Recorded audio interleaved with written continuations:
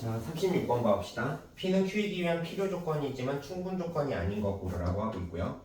그러니까 즉 지금 이제 Q이면 P다가 참이 돼야 되는 거죠. 지리집합으로 따지면요, Q가 P 안에 들어있대. 충분 조건은 되면 안 되니까 Q가 P랑은 같으면 안 됩니다. 그러니까 P보다 Q가 더 작은 영역이 돼야 된다는 거죠.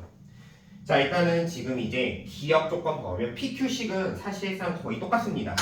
자, 얘를 좀 변형을 해준다면 양변에 xy를 곱하면은 y 플러스 x는 xy가 되니까 거의 똑같은 식이지만 근데 q 같은 경우에는 xy에다가 0을 대입할 수가 없고요.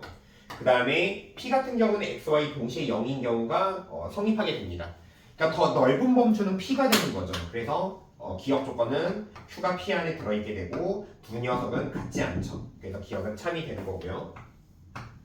자, 니은을 한번 봐보면요. 조건 P를 조금 변형을 해줍니다. 이 조건 P를 변형을 해준다면 얘를 이렇게 볼 수가 있죠.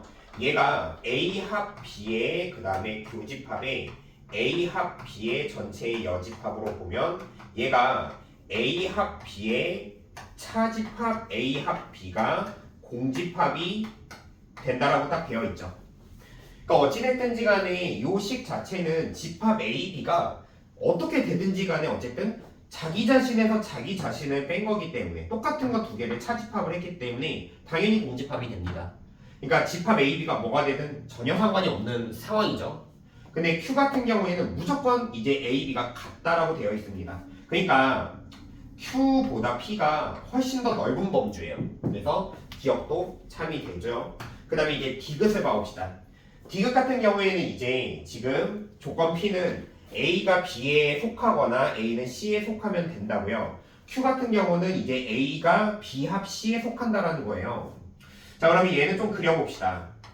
자, 조건 P에 해당하는 건 뭐냐면 가령 예를 들어서 집합 B랑 집합 C가 이렇게 생겼다고 가정을 해보면은 A가 가능한 게 뭐가 되는 거냐면 이런 게 A가 될 수도 있고 이런 게 A가 될 수도 있고 이런 게 A가 될 수도 있고요. 그러니까 B 안에 들어있는 녀석들이죠.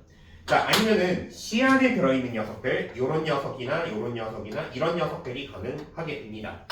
자, 그러면 조건 Q 같은 경우에 뭐냐면 A가 어디에 들어있다고 얘기를 하냐면 B 합 C에 들어있다고 얘기를 하니까 이런 경우도 돼요.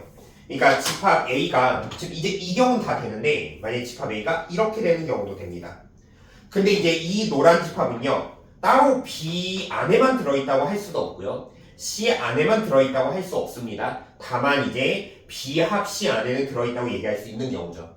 그래서 얘 같은 경우에 더 넓은 범주가 뭐가 되는 거냐면 이제 P보다 Q가 더 넓은 범주에 해당하게 되는 겁니다. 그러니까 이 조건에는 부합하지 않는 상황이죠. 그래서 디귿은 틀린 거예요. 자, 그래서 이 문제 정답은 기억 디귿이 되는 거예요.